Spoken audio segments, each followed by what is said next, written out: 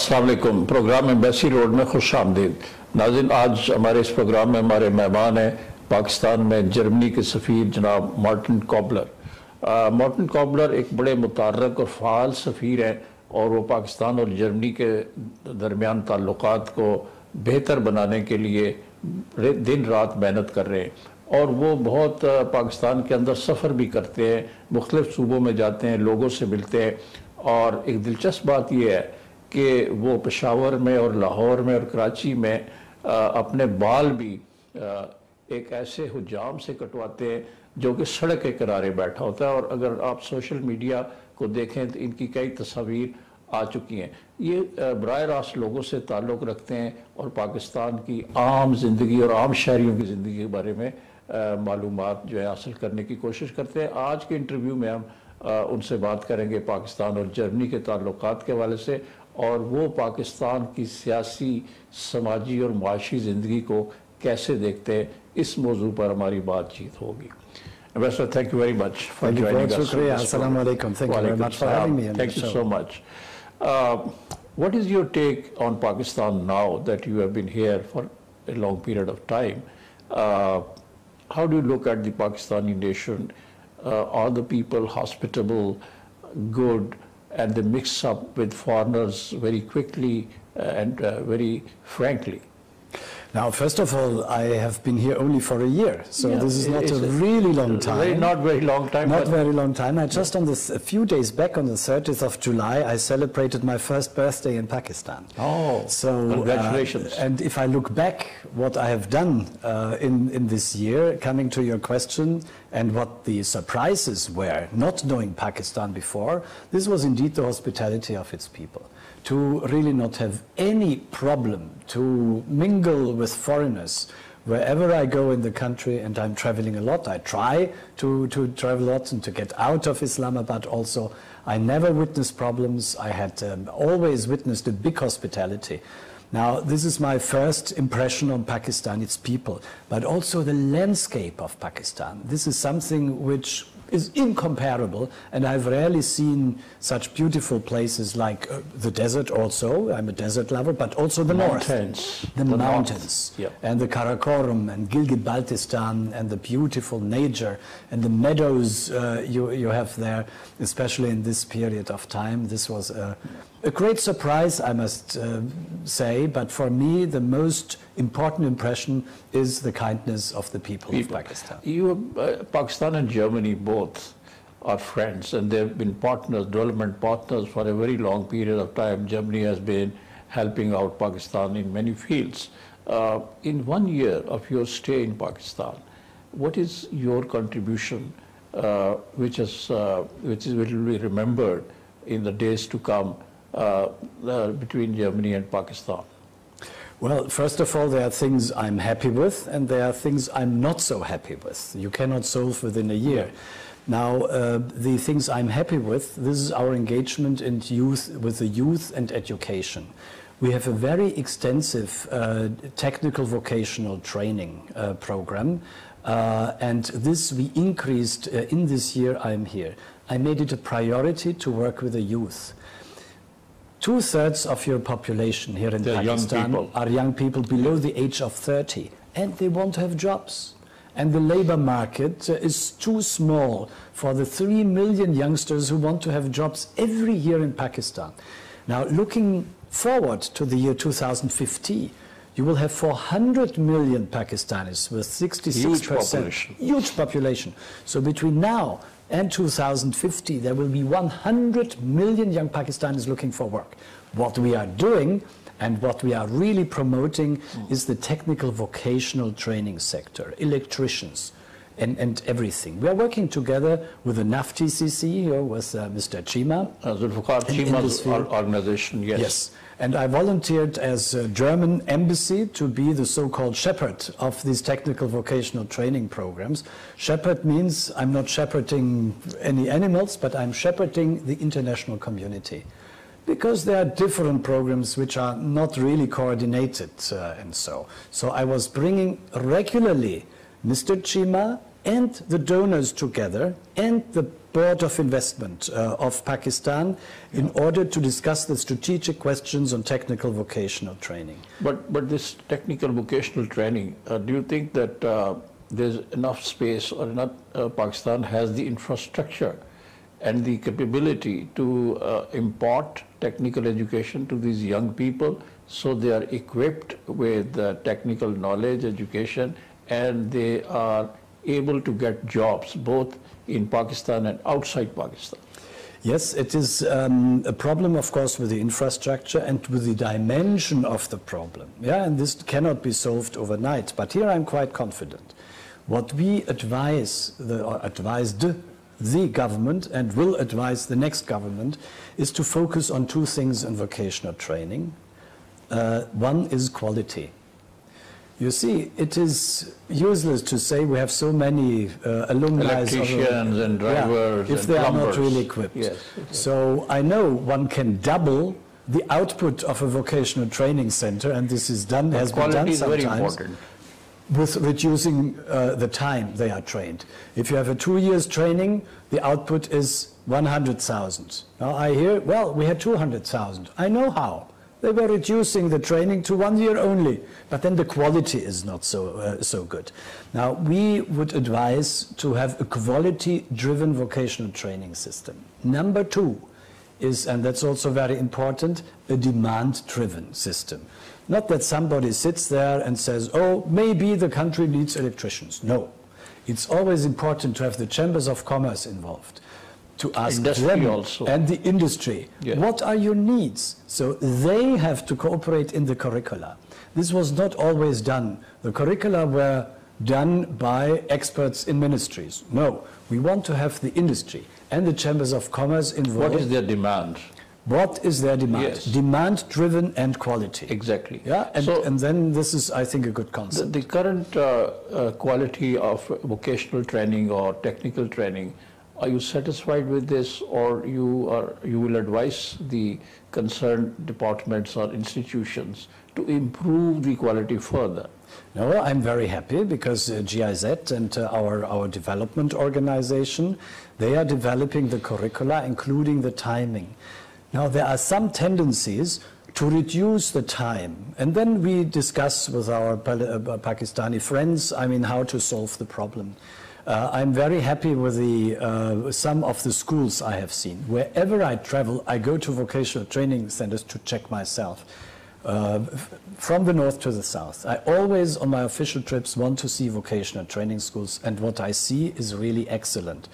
Now, of course, if an ambassador travels, maybe they show you the better ones, but I want to pick myself. Yes. So not to be shown a good one, a best practice one, which is also good, but also to see where problems are, because we need to solve the problems. So I better go to a school where the roofs are not intact and the water drips in, and say, well, what's happening here? These students cannot be there and be trained, and that is not a real roof.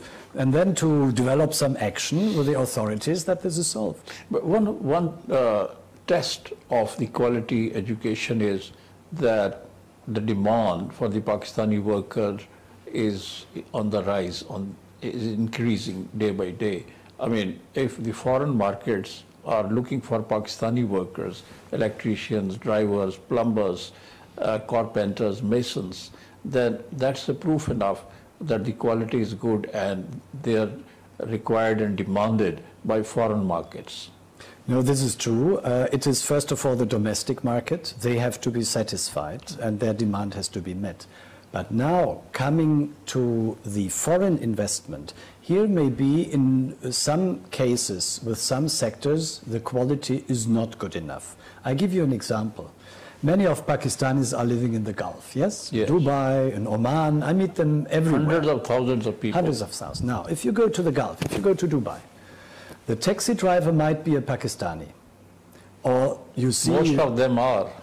Yes, or you see the street workers or the gardeners, they are Pakistanis. But when you come to the high end, if you go to the hotel, you check in, do you see Pakistanis there? They're Indians, mostly. Probably they are Indians, but also now Africans, Kenyans, Filipinos, Indonesians, yes, or Filipinas. So you see, that's for me a little bit the litmus test. I mean, does the quality really match? Why is the majority of Pakistanis working in the Gulf, working as taxi drivers and gardeners and construction workers? Why don't I see Pakistanis in the hotels? Yeah? So there is still room for improvement, and I think also to cooperate with the demands of the Gulf countries, where many of Pakistanis find work, is very important. Not only the chambers of commerce here, and this was the purpose of our activity also, to have a triangle cooperation between the Gulf countries and the hotel industry and the service industry in the Gulf, us Germans and the Pakistani authorities. But the institutions like Zulfikar Chima's institution and other institutions which are imparting this technical education, do they have an interaction with the Gulf markets and the employers there? What is their demand? What quality they are looking for? Because that's very important. When they have this first-hand information, they come back and they'll give that kind of education and technical training to the people here, to the young people.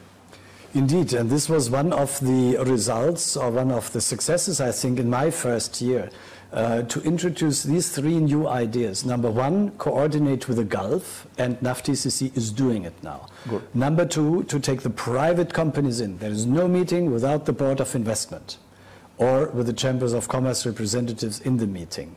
And number three is to combine it with CPEC. You see, this was a European-driven technical vocational programs where the EU, European Union, the Germans, the Norwegians had a leading role. But we never thought of coordinating with CPEC. Now you have CPEC here in the country. There are projects. There will be specialized economic zones. And also these people who are trained, they will work in the specialized economic zones. So it's very important also to coordinate with the Chinese and not just let it as a European project. But what is your view, or what is your assessment that the CPEC, it's a huge project, will be able to absorb a good number of Pakistanis? Maybe some people claim that 100,000 people or more than 200,000 young people could be absorbed in CPEC projects. Is that true?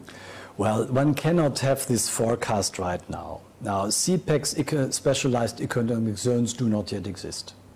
So these 6 and later 9 specialized economic zones are in the state of planning.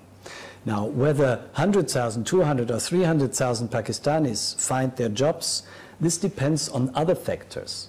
And this is also my question then to the new government. How is the investment climate here in the country? Are there foreign companies really investing? I cannot see German companies investing in the country. I would love to. This is something I'm not happy with in my first year, I must say. And the environment, the economic environment, the security environment, the structural reforms on economy, and I know the new government has it at least on the agenda. This is something which is important. And the employment, the job creation will depend on these factors, which Chinese, international, European companies are coming to Pakistan to invest. And here I would say it's very easy. The more, the better. Yeah. Now, the more German, European, Chinese, Japanese, other companies they come and here, invest in Pakistan, they it's invest, better. and then they create the jobs. And that's why the vocational training is so important, because if in a few years from now there is a real boost in the specialized economic zones or with the economy, then the people have to stand ready to be employed. So we must invest now in technical vocational training to be prepared for tomorrow. Yes. We'll take a short break, Ambassador, here, and then we'll come back. नाज़रीन, एक मुख्तसर break लेते हैं. Break से वापसी के बाद हम पाकिस्तान में जर्मनी के सफ़ीर जनाब मार्टिन कॉबलर से अपनी गुफ्तगू का सिलसिला जारी रखेंगे और मज़ीद इस्तफ़सारात करेंगे कि पाकिस्तान और जर्मनी के ताल्लुकात ख़ास तौर पर माशी शोबे में ताउन को किस तरह आगे बढ़ाया जा सकता है.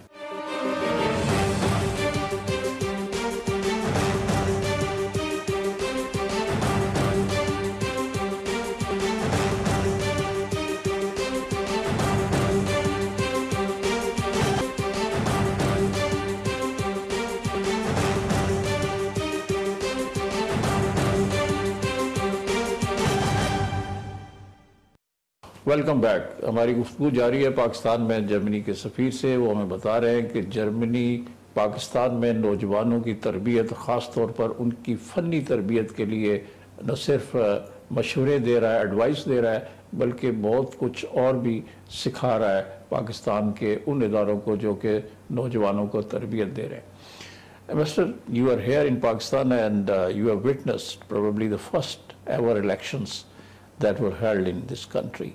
What is your take on these elections? Well, first of all, I have to congratulate the Pakistanis because this was a victory, of course, also for some, but it was a victory for democracy. And it was a victory for the Pakistani people.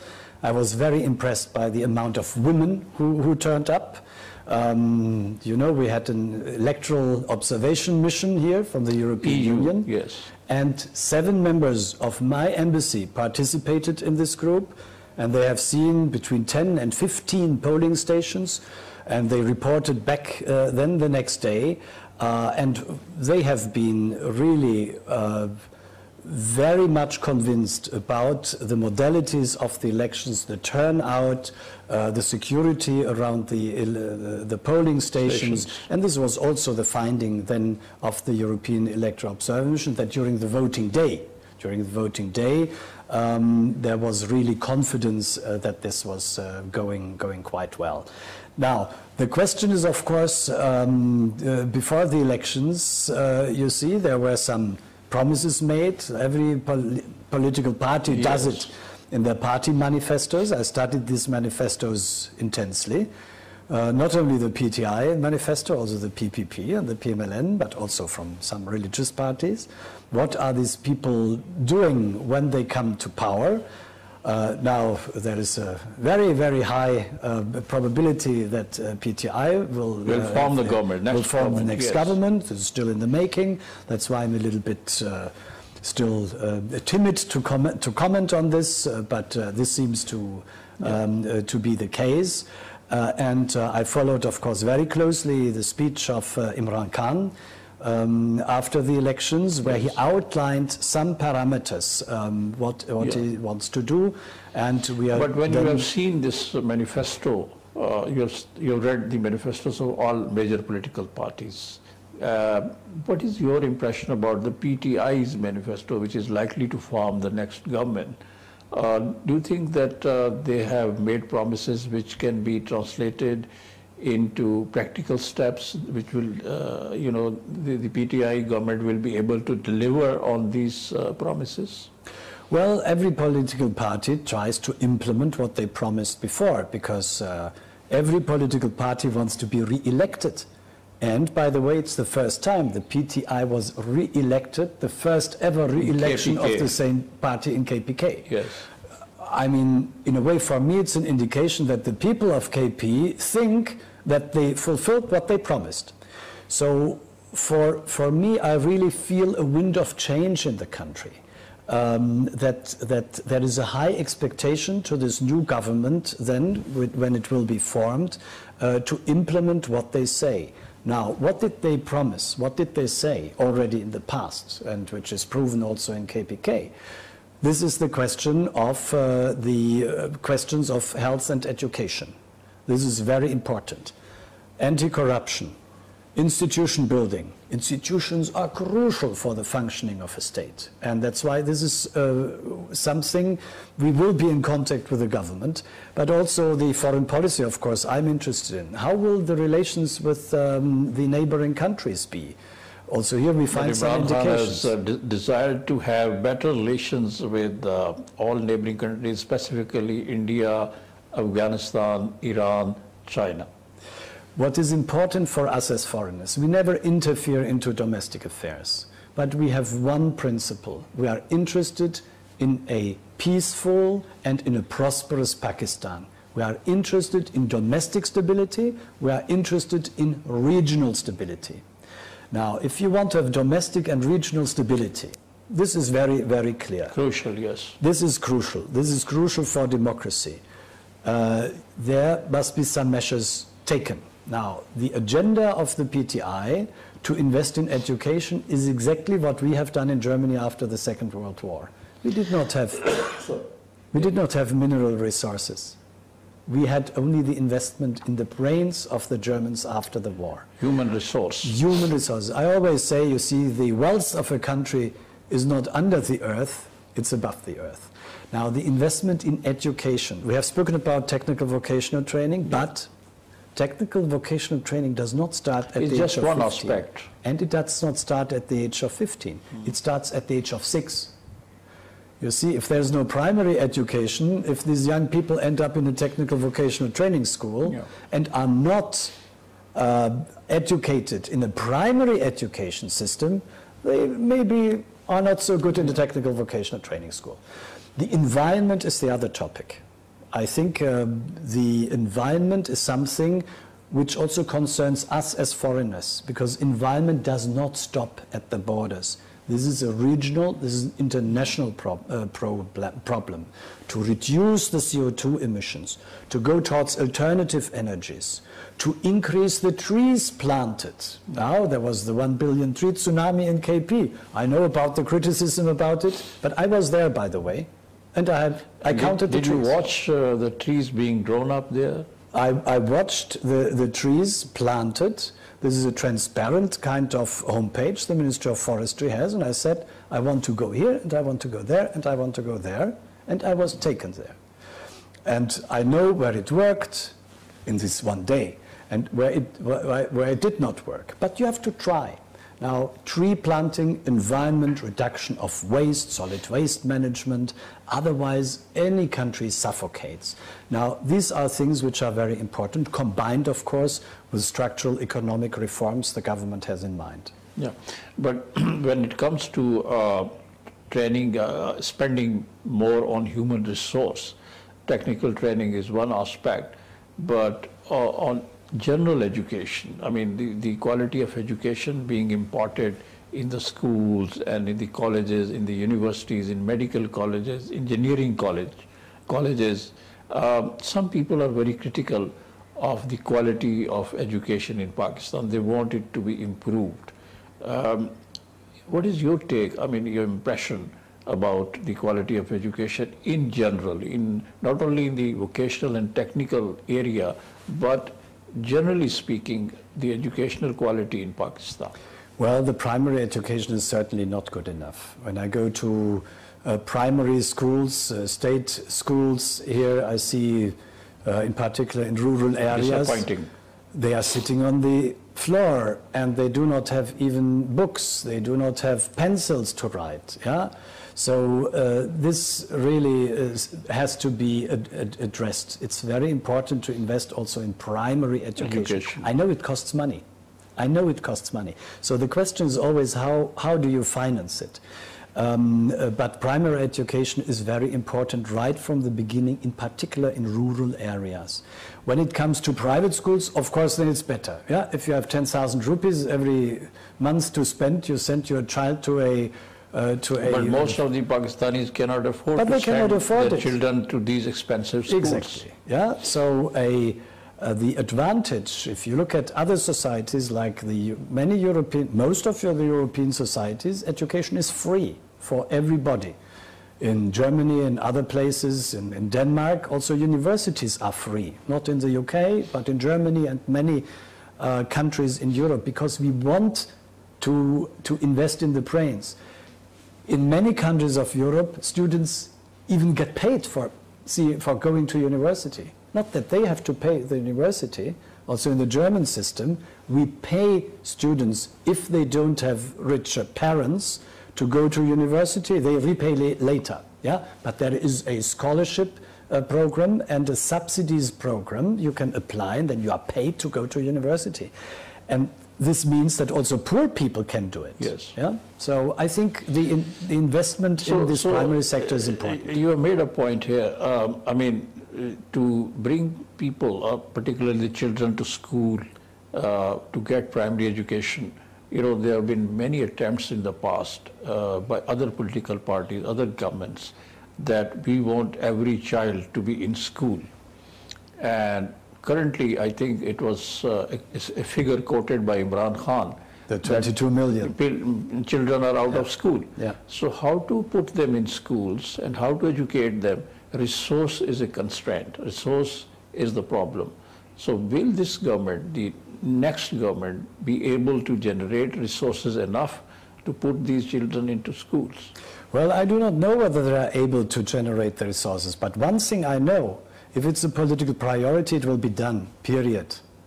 Now, if this is a political priority, you find the money. Let me give you an example. Way back in the 70s, the Pakistanis decided to have nuclear weapons. The money was there, and the nuclear cycle was controlled. So if there is a will, there is a way. If there is a will, there is a way. If it's really politically prioritized, yeah, then the necessary resources have to be allocated, even at the expense of others. Now, if you have much investment in the private sector, if the confidence in Pakistan grows, and the confidence and the perception of Pakistan is not really there, to say the least, I think one of the main tasks of any new government in the country is to reach out to the world and not to say, we are in Pakistan, please do come in to invest. No. There must be an aggressive kind of program to fish for foreign investments. Ambassador, yes, there are two important things. The image of Pakistan, because Pakistan has been the grips of terrorism and extremism for the last almost 2 decades because of the Afghan war and subsequently after 9/11. So one setback to the image of Pakistan is that it is not a safe country to invest. That's one perception, unfortunately.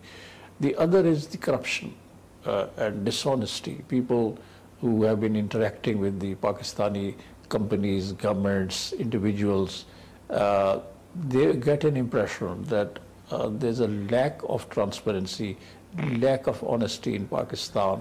So do you think that the next government, the PTI government, will be able to do it? Because Imran Khan has declared a war against the corruption, and he wants to eliminate corruption. Well, I think, I do not know whether at the end this will succeed, but this is the right agenda. And we, international community, will support it. To have an anti-corruption course is a good thing to do. Now, the foreign investors, they have, if I talk to them, they have 3 points.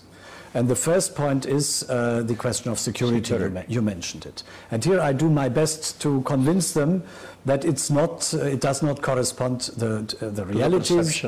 But it's a perception problem. But yes, there are still security problems in the country. Last year there were 871 people killed by terror attacks. So there is still something to do, and a lot to do maybe. But the perception of Pakistan, you see, this does not correspond to the realities. The other day I had a company, an entrepreneur here, a CEO of a German company, and we inaugurated something. And then I wanted to make a Twitter photo and say, listen, this is great that you are here, and let's tweet it. And then he said, oh, yes, I'm a fan of Twitter, but please not here. Yeah, because I told my wife I'm in India. Oh. Now, you see, if this kind of perception exists, that foreign entrepreneurs tell their families, listen, bye-bye, I'll be back in a week, I'm in India. Instead, they come here. You see, this is not the right perception. This is the first one. The second one is the rule of law, and this goes to your corruption question. And this is called investment security. I mean, this is the entrepreneur's money. You put it in the world to the place which is best. We call this ease of doing business. And rule of law, investment security, dispute resolution, a reliable dispute resolution. If you have problems with your partner here, a reliable judicial system, this is the second most important topic. And the third one is, we have all to work on it, this is indeed CPEC. Many investors tell me, why should I come to Pakistan? Listen, I better go to another place. The Chinese are doing the job here anyhow. Do I have a chance? Now, this is a transparency question. I think CPEC is a chance. CPEC is not a threat for German investors, but it must be transparent. Security, rule of law, transparency. These are the major ingredients. We'll take a short break. नाज़रीन एक मुख्तसर break लेते हैं. Break से वापसी के बाद हम गुफ्तगू का ये सिलसिला पाकिस्तान में जर्मनी के सफ़ीर से जारी रखेंगे.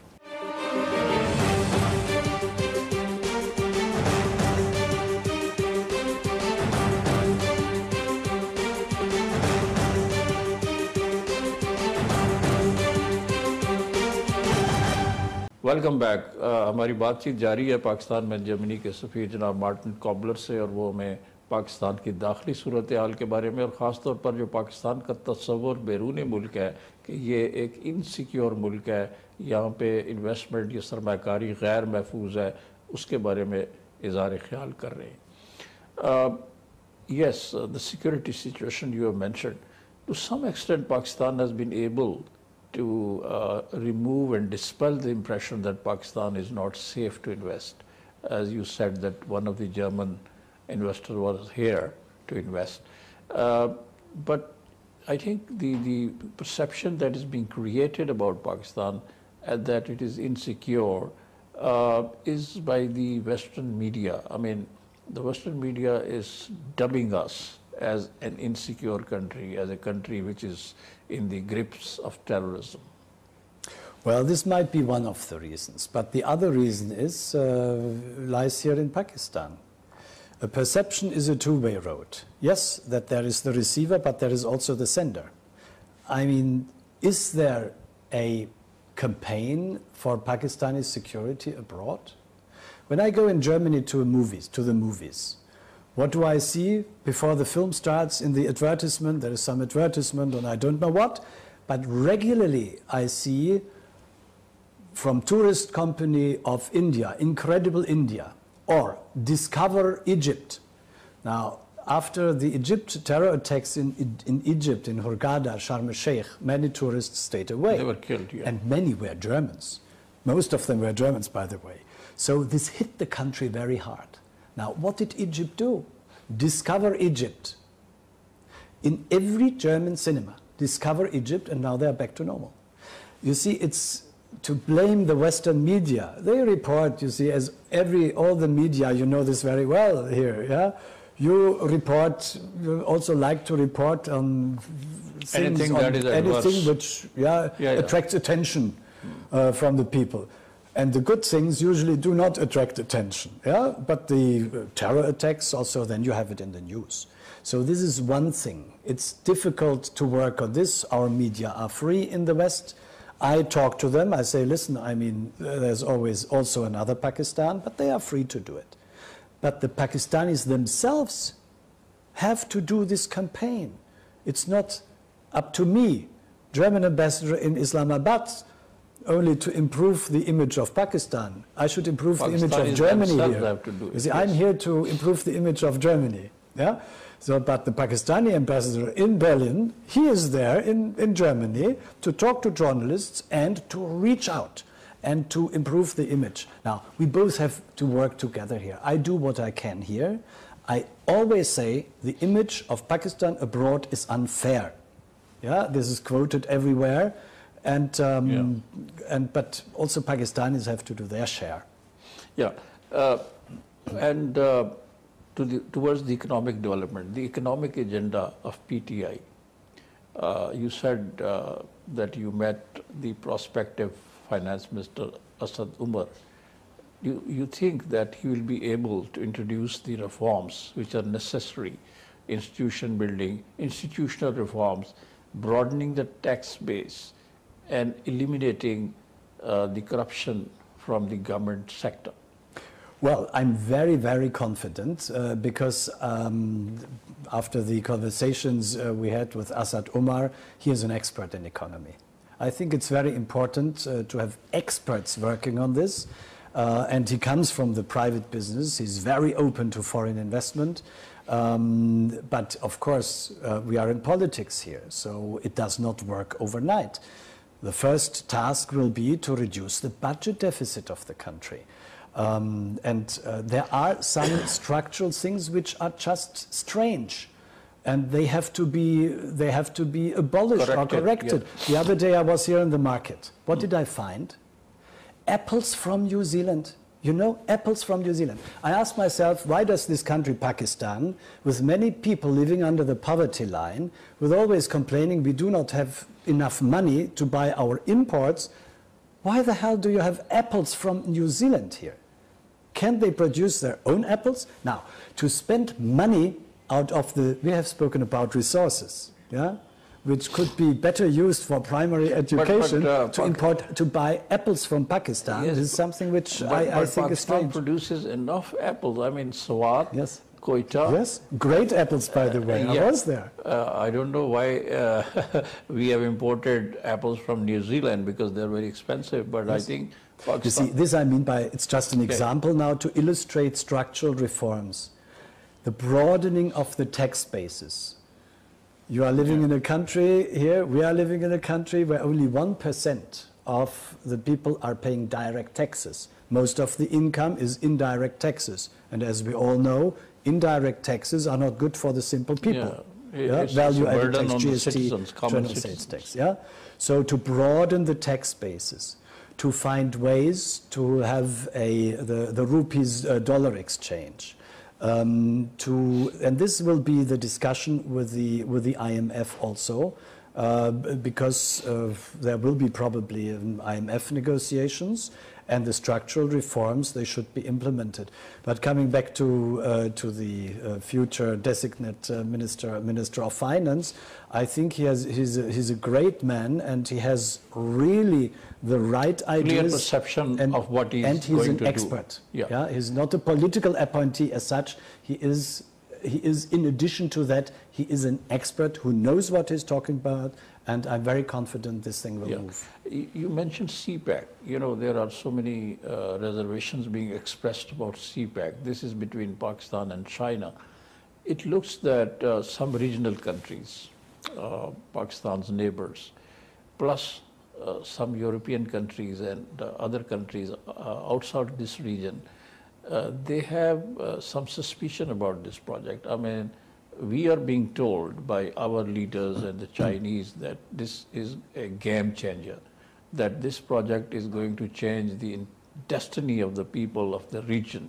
It will create connectivity among the various countries of the region, and it will introduce a new era of prosperity. So how do you look at it from your perspective?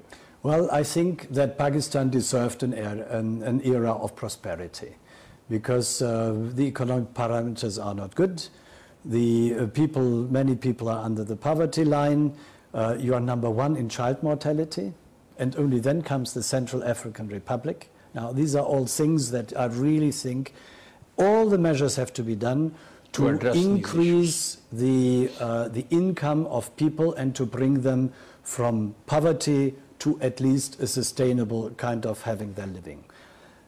Now, CPEC is one of the means. Yes, you need roads. Yes, you need energy. If there is no energy, you see, I mean, there will be no foreign investor coming in. Yes, you need specialized economic zones and a one-stop shop for investors. The last government, and this, I mean, is something one also has to mention, they added within the last 4 years 11,000 megawatt to the grid. Yes, of this energy. Is good.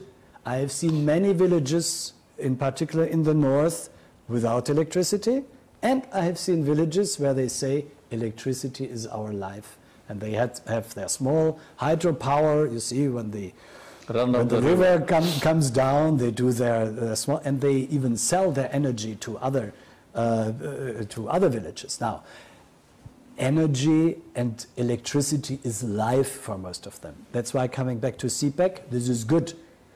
In the years from 2050, you see, 1950 to until 4 years ago, there were only 18,000 megawatt. And this government, PMLN government, they added 11,000. That's their contribution. That's their contribution. Yes. Now, I'm not against CPEC. What I would like to have with CPEC, this is a transparency. In principle, we do not know what CPEC is. We have our idea. Where's the homepage of CPEC? Where are the tendering documents? what can I say, the German companies, if they want to participate in CPEC and if they want to invest, where can they look? Whom should they address to? So this kind of transparency has to be increased to make CPEC a success.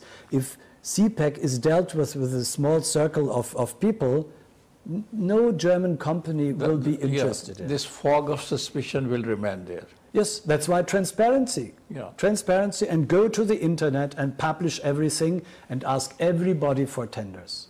Yeah, so transparency is very important for German investment, and then CPEC also will be a success. Thank you, Ambassador.